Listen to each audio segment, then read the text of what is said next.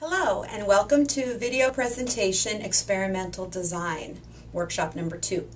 If you missed the workshop or just need review, this will be a great video for you to follow along with. Now before I talk about setting up your experiment, I want to give a little overview of science fair again and where your child should be at this point in time. The science fair is an opportunity for your child to be like a scientist. They're going to follow the steps of the scientific method. So far they have selected a problem and they have investigated the problem. The reason we do that research first is because your child needs to make an educated guess. Therefore, they need to be educated. So hopefully your review of literature was able to help your child understand the topic so they can design a strong experiment and have an understanding of what they're doing. So in terms of where we are, this is tip number 3. The tips are found in the science fair resource materials. Now hopefully you all have seen this PDF. It's located here on my wiki as well as your grade level teachers' wikis. It's a 50 or so page document called Science Fair Resource Materials that includes about 12 tips on how to do the science fair from beginning to end. So everything I'm covering is in that document. So please make sure you have a copy of it. You're going to really need it when you get to packet 4 because we're going to hit tip after tip at that point. So far we've only done 3 tips. We've done tips 1 and 2, which are selecting your topic, and tip 3, which is your review of literature.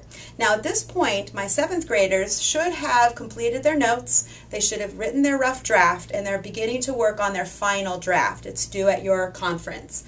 The 8th graders should have already finished their reviews of literature, so they're a little bit ahead. If you haven't, make sure you get that done as soon as possible because in packet 4, we'll be going through all the rest of the tips and finishing up your entire science fair project. Now, your child should be keeping their information, their rough draft, in the daily log, which looks like this. The daily log is a handwritten journal that your child will write their progress, record their progress through the science fair project. So when you read tips 1, 2, 3, at the bottom it says your turn. And your turn says in your daily log, write this, and then type it. So this is a rough draft. So it's just their notes, their raw data, perhaps their hypothesis were written in here. And then the tip recommends that they type it right away and save it on their desktop. That's because all of this needs to be typed and placed in what's called the notebook. The notebook is looked at by your judges on February 8th, and it's the typed version. Here's the review of literature that goes in here. Your hypothesis, your data, your graphs, and so forth will go in the notebook. And then the last thing that's due for science fair is the display. Now you have 2 choices this year. You can do a traditional display like the one behind me, or you can do a new digital display, which could be a PowerPoint or a video. All that information will be covered at a workshop in January, as well as already their examples and suggestions on my wiki, as well as a sample notebook for you to look at. Now, let's get to specifically setting up your experiment. This is now tip 4, 5, and 6. So you want to think about how you will conduct a fair test. Now a fair test is explained in tip 2, but to review what that means is you have to have an experiment that has variables that you change, controlling everything else, and then measuring the results of that change. That's a fair test. Your experiment needs to have some sort of data generated. If you're not measuring, counting, recording data of some sort, then you're not doing a correct experiment. So you want to contact me right away. You somehow in your experiment need to be recording numbers, data, temperature, height, length, weight, distance, any of those would be perfectly fine in terms of a fair test. So make sure that you have data that you're measuring. Now let me go over some of these terms a little more in detail that you'll need to know as you set up your experiment. Alright, so let's take a look at some of the terms that you'll need to understand for your science fair project. Now these terms are going to be discussed in your science fair resource materials. You're going to have to write what your project variables, controls, trials are in your daily log, as well as type them up for your notebook. And you will have to talk to your judge about these terms. So it's very important that you have a good solid understanding. So the first term you need to know to set up your experiment is the word variable.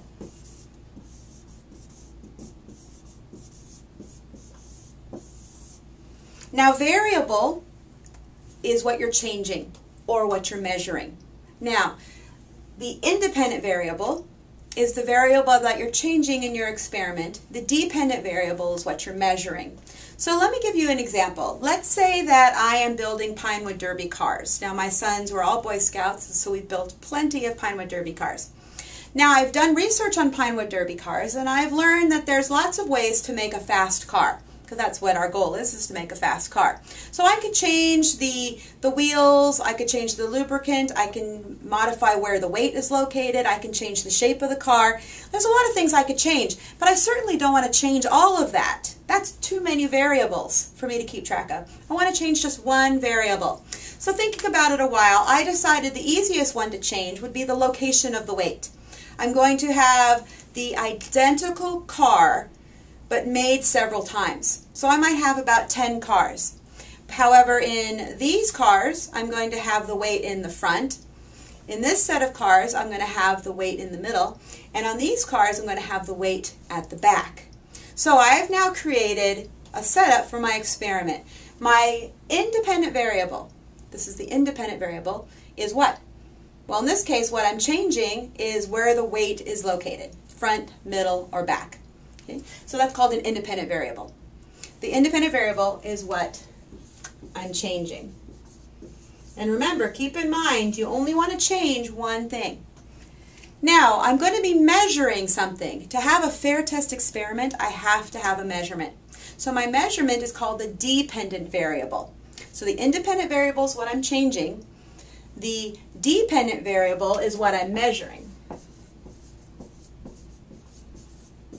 So in the case of my Pinewood Derby car, what am I measuring? Well, I'm measuring the speed. It's going to travel down a ramp, and it'll record a time it took to travel down that ramp. So I'm going to collect data, racing my several cars with the weights in different locations, and I am going to record that data. So again, to review, there are variables, or what you're changing and measuring. The independent variable is what you're changing, and you want to change only one thing. So I'm changing the weight location. And then the dependent variable is what you're measuring. In my case, I'm measuring speed. Now you have to make sure that your experiment has some data generated from it. Either you're recording temperature or time or rate, or you're counting leaves, or you're measuring height. You need to have some sort of measurement to have a fair test experiment. So if you can't figure out your variables, make sure you get on Edmodo and ask questions, or contact me and I'll help you out. Now, do we do this experiment just once? Just twice? No, I don't think so. We do it over and over and over again. And that's the word trials. Trials is me repeating the experiment multiple times. Now, why do scientists do trials? Well, it makes our experiment more reliable. It makes the results more valid. If I only did my Pinewood Derby car once, do I really know which way is better? Can I tell if I only have one number for the weight in the front, one number for the weight in the middle, and one number for the weight in the back? No. I need to do it multiple times. I need to average my results. So those are called trials. Now, how do you know how many trials to do? Well, it depends on your project and the complexity. If it's a fairly easy project to run, then your judge is going to expect more trials. If it's more complex, more expensive, more cumbersome, then less trials are fine. So in my Pinewood Derby car, how many are realistic? Well, it does take a lot of time to build cars. So I might have 2 with the weight in the front, 2 with the weight in the middle, 2 with the weight in the back, but I'm going to run those cars 10 times because running them down a ramp is very easy. So I can do that trial very quickly. So in that case, I'm running 3 independent variables, the weight location, but I'm running it multiple times over and over again. And then after a while, I'll have data, which I will then average and then graph my results. Now, there's one more term I didn't talk about yet, and that's the word control.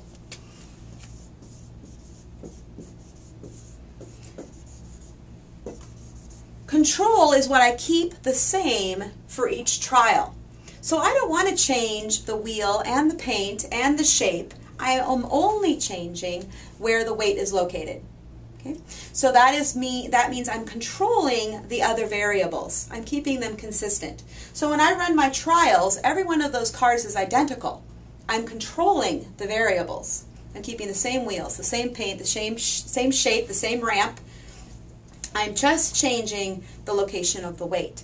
So that is my independent variable. My controls is what I'm keeping consistent. So make sure you're aware of how you're controlling your experiment and try to control as many variables as you can. So to review, we were talking about independent variable, what you change. Dependent variable is what you measure. You're going to do multiple trials so you have an average. And then we have control of the other variables. So let's actually show you a real experiment and apply these terms.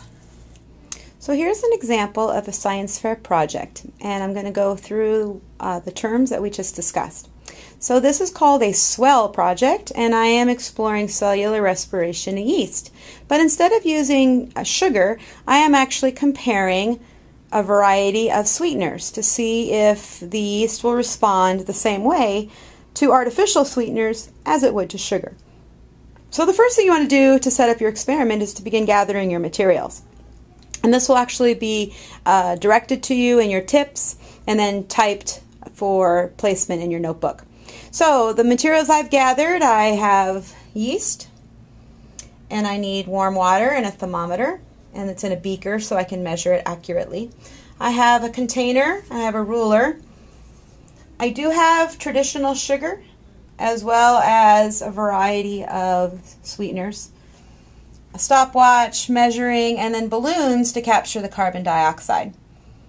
Now, my research had to do with the chemical components that make up each of these sweeteners, because I wanted to see what is the chemistry of sugar and what chemicals are in these sweeteners, and if I could find any research on the response of yeast to these sweeteners. So I have a pretty good hypothesis right now, and I'm going to go ahead and conduct my experiment. Now, I only have one container, so should I do one trial? I don't think so. Should I do two? No, I don't think so. We need multiple trials. This is a fairly easy experiment, so I have lots of containers in order to conduct my experiment correctly. Now, in order to set up this experiment, I need to think about my variables. So, what is my independent variable?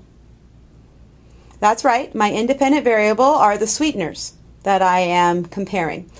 Do I change anything else? Do I change the temperature of the water? Do I change the quantity of the yeast? Do I change the container? No. All of that will stay the same. The same container, same amount of yeast, same temperature water, same time. I am simply changing the sweeteners. So my independent variable is the sweetener. Now, what am I measuring? Well, in my situation, I'm going to try to capture carbon dioxide over a certain period of time. So I'm going to see how long it takes each of these sweeteners to get to a certain volume balloon. So I'm going to see how long it takes to get to a certain size balloon. So I have a stopwatch here. So my dependent variable is time. How long does it take for the carbon dioxide to be generated to a certain amount? So, independent variable, sweeteners. Dependent variable, time. Trials. I'm going to do it multiple times. I'm not just going to do one bottle with Splenda and one bottle with this and one bottle with this. I'm going to have 5 tests with Splenda, 5, 5, 5. So those are my trials. My control is that I'm keeping the measurements identical, the yeast identical, and so forth. So those are my controls. Now let's say I've run my experiment, and then I'm going to show you the data that I've generated. Okay, so here's the start of my data table. So here's sweetener number 1, and I've done my 5 trials. Now if you'll notice, I have a very strange number, 41, 44, 41, 21, 45, 43. Well, in this case, I'm very glad that I chose to do 5 trials, because sometimes your experiment doesn't work the way you expected. So you can throw a number out. If you didn't do enough trials, you couldn't do this. So I'm going to throw out that number 21. It just makes no sense. So I've decided to remove that number. The rest seem consistent. So let's look at sweetener number 2. Here's my data. Now wait a minute. I have another weird response. My balloon did not inflate, my second trial. Now, why that happened, I'm not sure. Maybe I got a little relaxed with the temperature of the water. Maybe I forgot to add the sweetener. But for some reason, for trial number 2, I have a 0. So I'm not going to use that result. So there we go. Now, what am I going to do at the end? Once I've completed my entire data table, I'm going to take these numbers and find an average. So I will add 44, 41, 45, and 43 and divide by 4 to get my average. So I'm leaving out the 21. In case number 2, I'll remove the 0. So 36 plus 35 plus 36 plus 38, divide by 4 to get my average. And that is the number I will graph.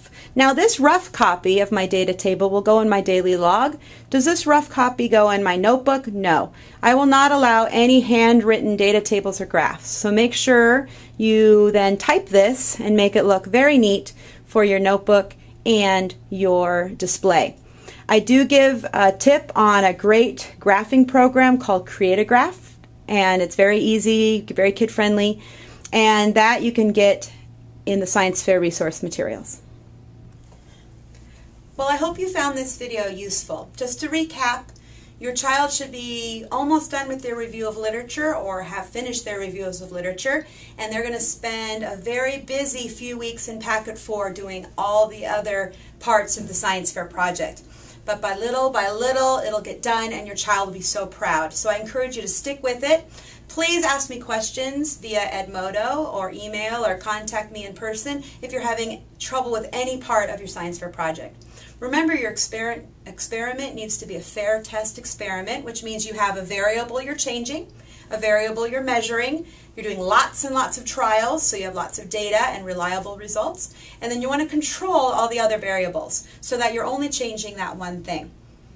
Now, some of you students are really great at science, very interested in science, and want to take up your project to the next level. Let me quickly tell you about 2 opportunities. Now, these opportunities are also talked about on my wiki, and there's links there for learning more. So please check out my wiki. The first one is the county Science Fair competition. It's called the GSDSEF, Greater San Diego Science and Engineering Fair. Every year we've had students compete there and they've placed very well, and several of our students have gone on to compete at the state level. We've had students win financial awards as well as just recognition. So if you would like to take your project to the next level, I encourage you to think about competing at the county level. Now, the county Science Fair is sooner than our fair. The screening takes place at the end of January.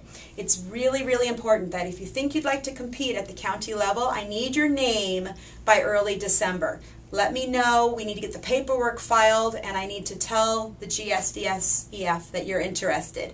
So again, look at the website, my wiki, for all that information. Then there's also the Google Science Fair competition. Last year was their first year, and it's an international science fair competition. Now, it's only digital, which is why we're doing a digital display board option.